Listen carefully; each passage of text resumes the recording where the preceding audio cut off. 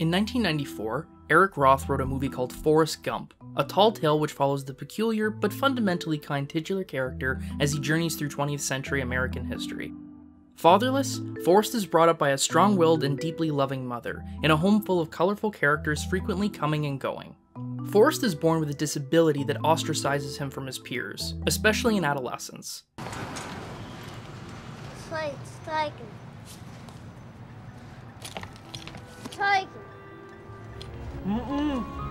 Despite this, Forrest connects with a young girl named Jenny, and their revolving relationship will form the bedrock of both the narrative and the framing story.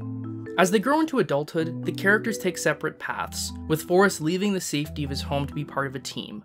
He and Jenny have an awkward sexual encounter which doesn't really work out, before Forrest joins the army and serves in war. After a traumatic battle, Forrest watches his best friend die. Returning home, Forrest and Jenny briefly cross paths again, but Jenny is tempted away by her more culturally astute friends. Alone, Forrest stumbles into business for himself, eventually returning home to face the death of his mother. Tragedy is cut short by a reunion with Jenny. The pair share a brief moment of love before Jenny, afraid she'd be a burden, absconds without warning in the early morning. Adrift, Forrest wanders aimlessly through many places, before eventually reuniting with Jenny one final time.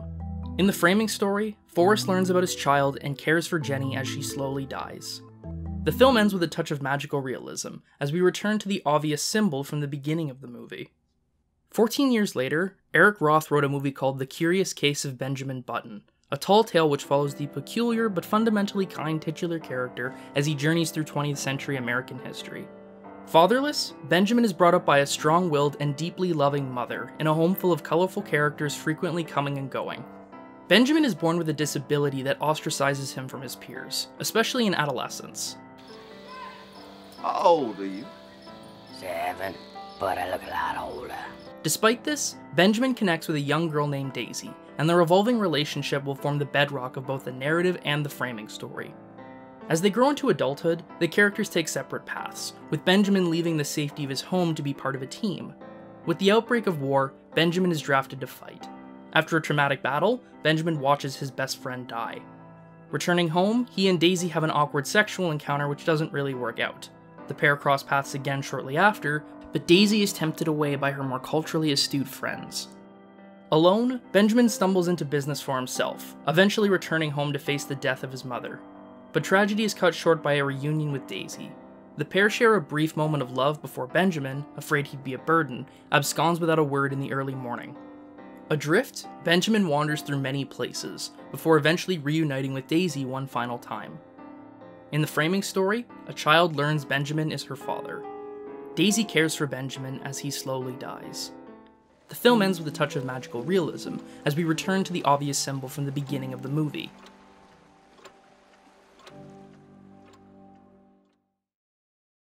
These two movies could not be more similar.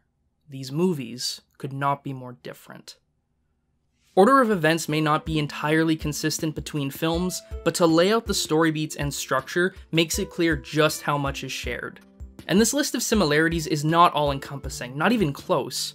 Both films also feature iconic scenes where the protagonist breaks from a metallic mobility assistant to walk or run for the first time. Both characters befriend a gruff and hard-living man who they serve with on a ship, and who eventually introduces them to prostitutes. Each movie's framing device is influenced by a real-world natural disaster that for audiences in 1994 and 2008 was still very recent and painful. I have some kind of virus, and the doctors don't know what it is, and there isn't anything they can do about it. They say the hurricane is coming. Look at this eye. This is a major hurricane. And rather curiously, both of these natural disasters were made exponentially worse by government inaction. But for all these films share, they still feel worlds apart. Part of this might just be the narrative points of diversion. There's no real equivalent to Benjamin's father in Forrest Gump, nor to Forrest's ping-pong career in Benjamin Button. But I think the different tones are more reflective of the very different directors at the helm of each movie. Robert Zemeckis with Gump, and David Fincher with Benjamin Button. Zemeckis makes crowd-pleasing escapism, movies full of heartwarming sentiment and charm, at least when he's not falling down the uncanny valley. Fincher, as many a video essayist will tell you, makes cerebral thrillers tinged with darkness and cynicism. These very different personalities are manifest in Forrest Gump and Benjamin Button. The former, a crowd-pleasing comedy that pulls on your heartstrings. The latter, a grim affair which death continuously hangs over. The two films are a great case study in auteur theory, and how different directorial choices can fundamentally alter the same material. Then again, maybe Zemeckis and Fincher aren't so different after all. Hallmarks of both are their visual perfectionism, technical acumen, and special effects mastery. And in terms of blending computer-generated effects seamlessly with live-action footage, Forrest Gump and Benjamin Button is each man's masterpiece. Forrest Gump's most famous and novel achievement was digitally inserting Tom Hanks into real archival footage of American history, even manipulating the lips of presidents and celebrities and syncing new dialogue to help tell the story. Oh, no. I know of a much nicer hotel. It's brand new, very modern. I'll have my people take care of it for you. The effect is a little dated now, but this was mind-blowing stuff in 1994. And then of course there's the digital erasure of Gary Sinise's legs, which still looks amazing. The Curious Case of Benjamin Button used sophisticated blue screen work to reconstruct cityscapes from the past, but is certainly more known for its combination of makeup and digital trickery to transform Brad Pitt into a tiny old man, and slowly youthify him throughout the story. Both movies are generally seen as special effects breakthroughs, all the more remarkable given neither is what you'd call a traditional effects movie. These weren't science fiction movies or war epics.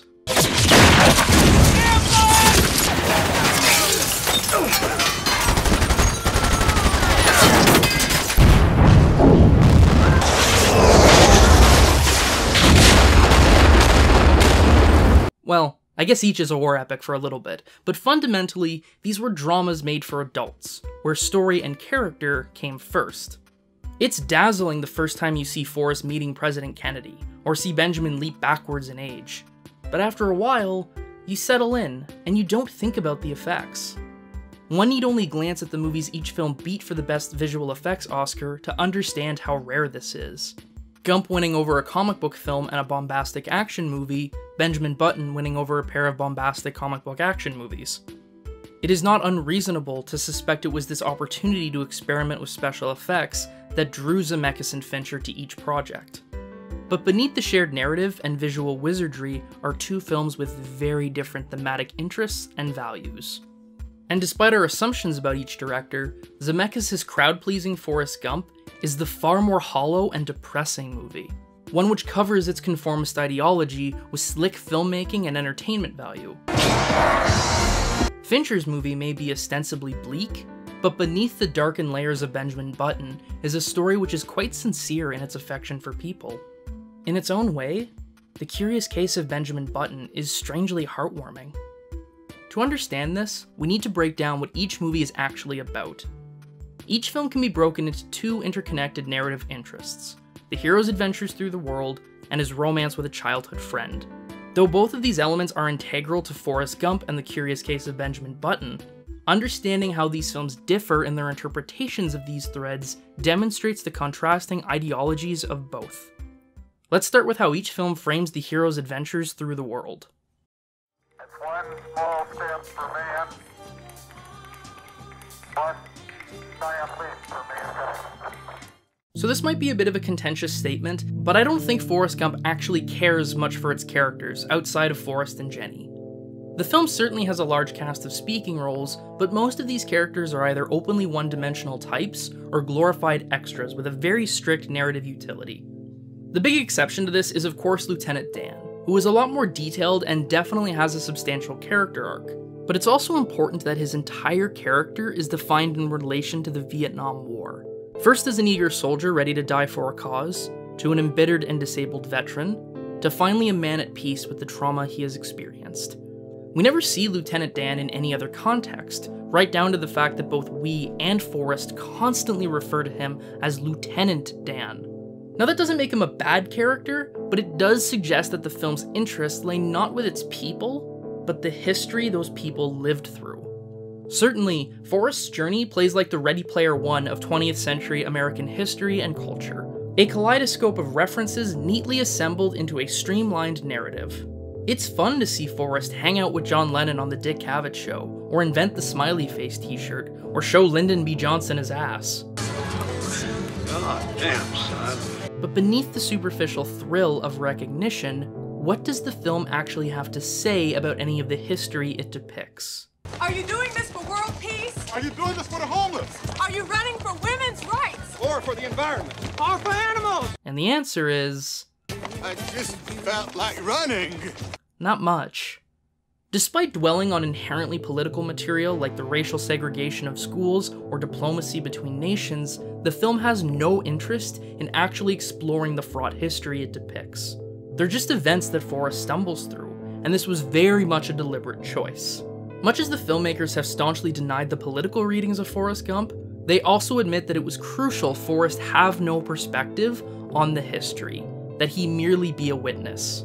Ready Player One proves an apt comparison. Both works are more interested in reminding than reflecting. Remember Elvis? Remember Watergate? Remember Ronald Reagan? Ronnie! So detached is the film that its portrayal of the Black Panthers and the fucking KKK are basically the same. Two quirky groups that naive Forrest just doesn't understand. The closest the film comes to any sort of overt political statement or critique is in its depiction of the Vietnam War. The film certainly portrays the conflict as a chaotic hellscape of horrific brutality that left irrevocable scars on its survivors. But is that really the best we can do? Vietnam was bad because the fighting was violent? There's no references to the dubious reasons the war was fought, the forced conscription of citizens, or the dehumanization of American soldiers. Lieutenant Dan doesn't overcome his trauma through recognition of structural injustice or the insidious influence of the American war machine. He's merely touched by the radiant goodness of Forrest. And of course, the film's depiction of violence in Vietnam is limited to violence inflicted on American soldiers. The Vietnamese are merely a distant and abstract enemy.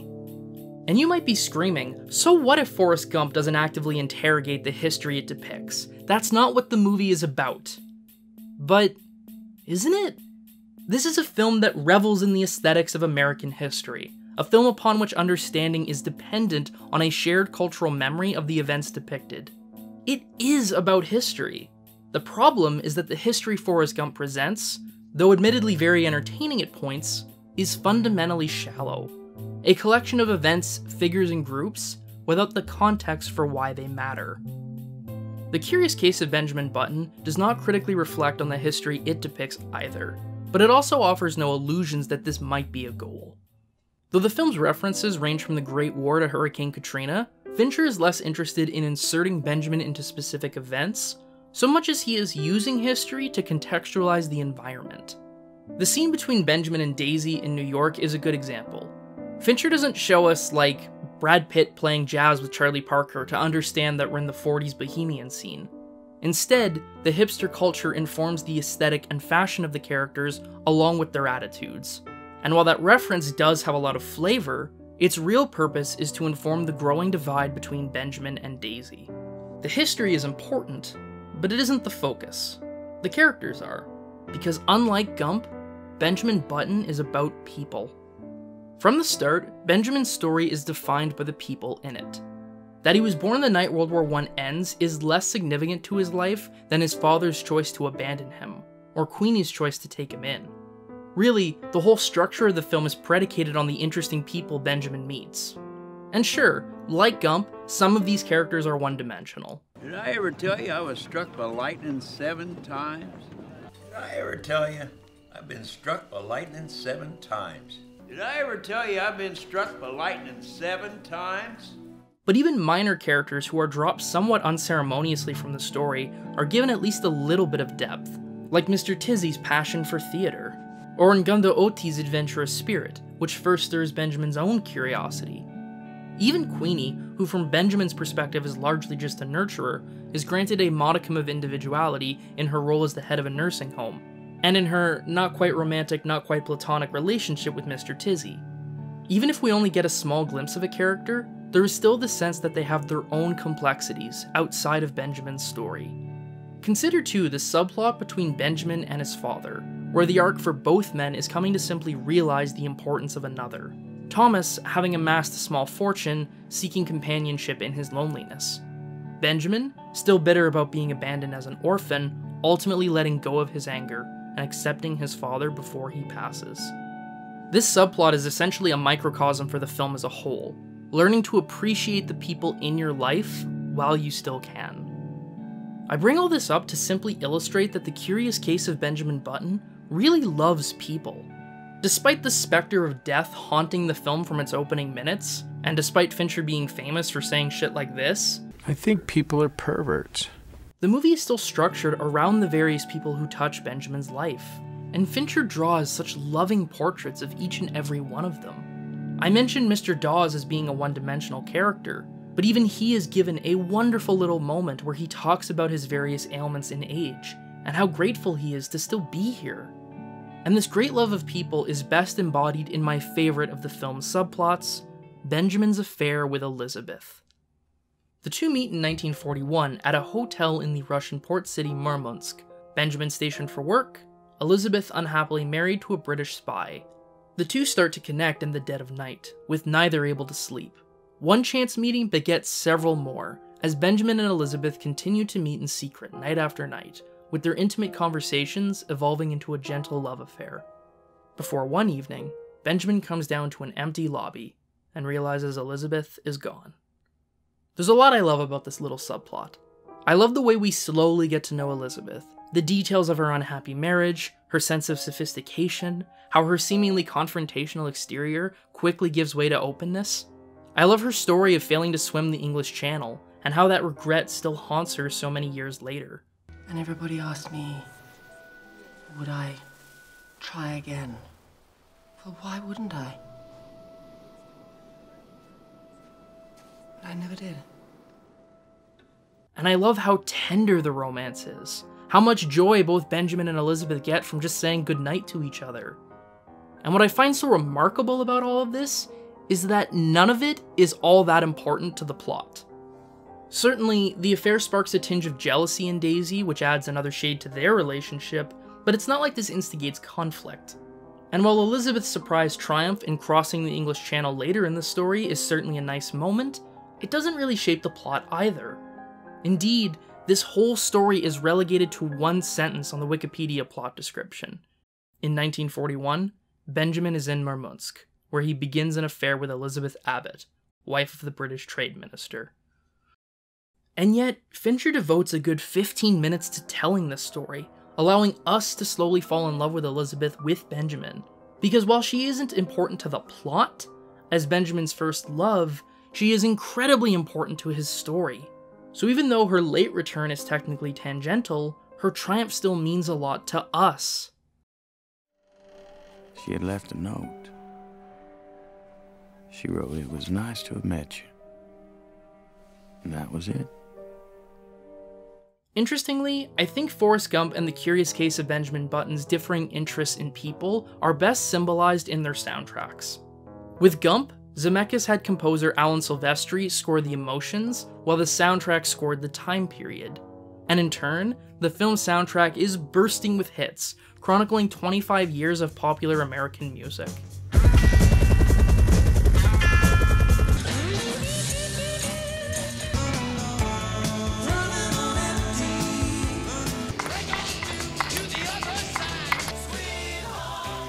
And well?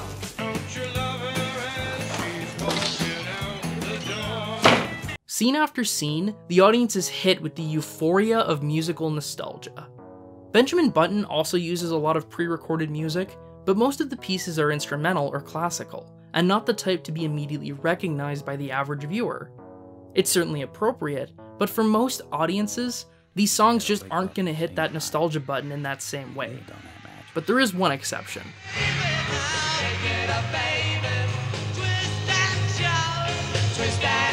Fincher saves his one highly nostalgic pop song for the montage of Benjamin and Daisy's domestic bliss. While Forrest Gump is constantly hitting the audience with nostalgic hits to remind them of times past, Benjamin Button only does so when its lead characters are at their happiest. Benjamin Button saves this nostalgia for a time its characters are nostalgic for too. It's love measured against this graph paper of the thing that we try so desperately to ignore. Beneath the journey, the heart of both movies is a romance, where our characters meet as children and continually cross in and out of each other's lives, seemingly destined to be together. But Forrest Gump is much closer to traditional codependent love than Benjamin Button. For Forrest, everything revolves around Jenny. Jenny is his first friend, his first love, his first sexual experience, and the ultimate center of his world. All Forrest wants is to get back to Jenny. This is in fact the crux of the framing device. And even in death, the film emphasizes that Jenny is still Forrest's one great love. If there's anything you need, I won't be far away. And while Jenny may have had other lovers and her own life, everything comes back to Forrest. Her story is one of coming home, of being pulled away by temporary distractions before returning to her one true love. The Curious Case of Benjamin Button is a little different. While Daisy may be the most important thing in Benjamin's life, she is not the only thing. She's not his first love, his first sexual experience, she's not even Benjamin's first friend. The characters have romances beyond each other, and while these relationships may not quite work out, they're no less valid. And after the two separate, they still have fulfilling lives. Daisy as a dance instructor and mother, Benjamin traveling the world. The love they shared may have been the best days of their lives, but the film also makes it clear that each character had a life beyond.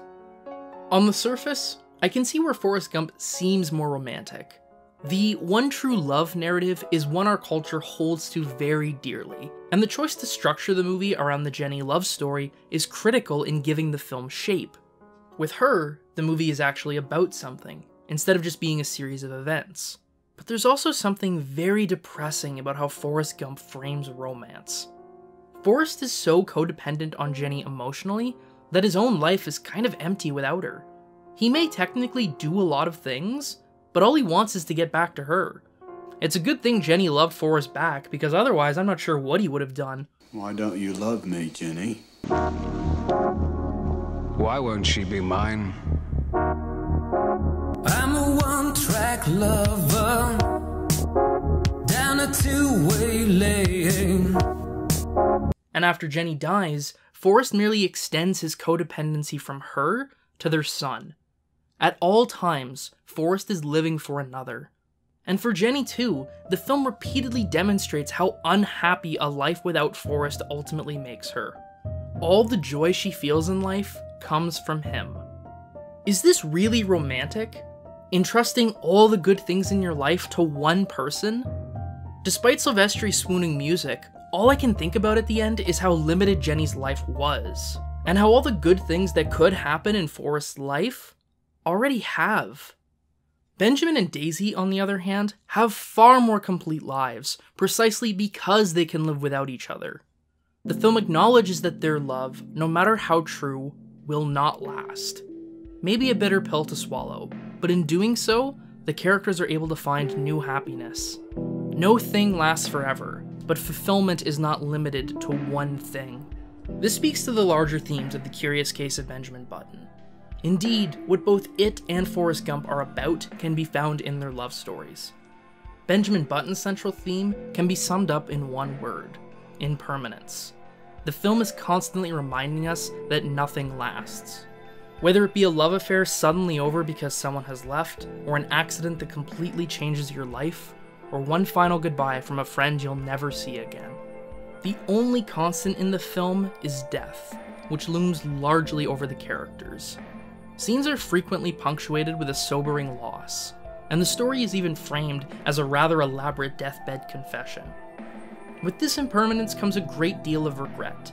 Daisy lamenting her career as a dancer cut short, Benjamin mourning not only the loss of his mother, but the fact that he never got a chance to say goodbye. In Fincher's own words, if the film didn't have regrets, then it wouldn't really be about life. An upsetting thought, perhaps, but the movie isn't some hopeless slog about how life sucks and then you die. Quite the contrary, Benjamin Button is an affirmation of life's value. It is precisely because nothing lasts that we're able to appreciate it in the first place. Sad as it may be to see Daisy face the end of life, her memories of a past long gone serve as a great comfort to her and to the audience. The final roll call of characters emphasizes this point well. Portraits of those long gone, no less beautiful because their time has passed. If The Curious Case of Benjamin Button's romance is about enjoying life while you can, Gump's romance is a guide for how to live your life in the first place. Its message is one of conformity. What's your sole purpose in this army? To do whatever you tell me, drill sergeant? What Forrest and Jenny's romance teaches us is that it is not only futile to try and change your life, it's actively harmful. Throughout the film, Forrest repeatedly follows orders without question, and at every turn he is rewarded for it. He runs in football despite not understanding the game and becomes a star player. He is told to join the army upon graduation and does, where he proves an exceptionally obedient soldier and eventually becomes a war hero. A stranger tells Forrest he should play ping pong, and the next thing you know, Forrest is competing in China. Bubba tells Forrest to go into the shrimping business, where Forrest is unexpectedly successful and Lieutenant Dan manages to invest their money so both become wealthy beyond their wildest dreams. Jenny, on the other hand, allies herself with radical politics. She breaks away from her home, throws in with hippies and Black Panthers, embraces free love, and protests the war. And what does Jenny get for her troubles? A lifetime of heartbreak, abuse, and an early death from AIDS. Where Forrest is rewarded for obedience, Jenny is punished for transgressions. And what's more, the film clearly defines Jenny's path as the immoral one. Her anti-war boyfriend is a petty and abusive asshole who rails against the establishment because he can't sort out his own life. The Black Panthers are indifferent to domestic violence, and the life of rebellion Jenny seeks ultimately devolves into hedonistic partying and drug abuse. Jenny herself isn't really bad, so much as she is misguided, led astray by unhappiness when all she really needed was to come back home to sweet and benevolent Forrest. This of course veers into the debate that Forrest Gump represents a very conservative worldview, something the filmmakers have frequently denied, but which is hard not to see. I'm less interested in placing the film on the political spectrum than I am addressing its generally naive perspective that conforming to the status quo will lead to happiness. On a societal level, this is clearly bullshit. Systemic problems like unjust wars or racist policies are not solved by the common sense kindness of Forrest handing a black student her notebook. These evils are fought through protest, political activism, and civil disobedience. In short, through fighting against the system, not abiding by it. And this is just as true for the individual as well. Forrest Gump argues that Jenny just needed to come home, literally and figuratively, to be happy. But her discontent started well before she left. There was always something deeply unsatisfying to her about merely conforming to society's expectations. But the film refuses to address this lack, and instead insists that fulfilling the role of wife and mother was all she really needed. It makes for a satisfying narrative in the moment, but critically reflect on Jenny's arc, and it becomes depressing just how underserved her character is. All her ambitions and dreams reduced to, "You were just mad at your father."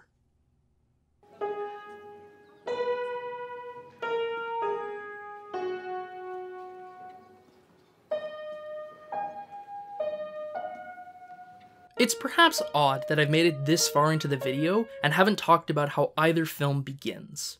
Forrest Gump famously opens with a feather gently carried by the breeze before elegantly landing on Forrest's shoe. At once the result of random chance, yet somehow destined to make it to Forrest specifically. It is an enchanting and wondrous moment. The Curious Case of Benjamin Button opens on an extreme close-up of withered eyes, a slow zoom-out revealing a barely recognizable Cate Blanchett as an elderly woman. The beeping of monitors and the cut to a wide shot bring us into the hospital room, and we understand. This woman is dying. It is a gut-punch way to start a movie. These opening seconds act as a thesis statement for each of the films to follow. The feather, of course, symbolizes Gump himself, carelessly moving through life, letting the breeze carry him safely. Regarding whether it was merely chance or some preordained destiny, the answer comes in Forrest's speech at Jenny's grave. Maybe it's both. Maybe both is happening at the same time. Through a combination of chance and destiny, the world makes sure we get where we need to be.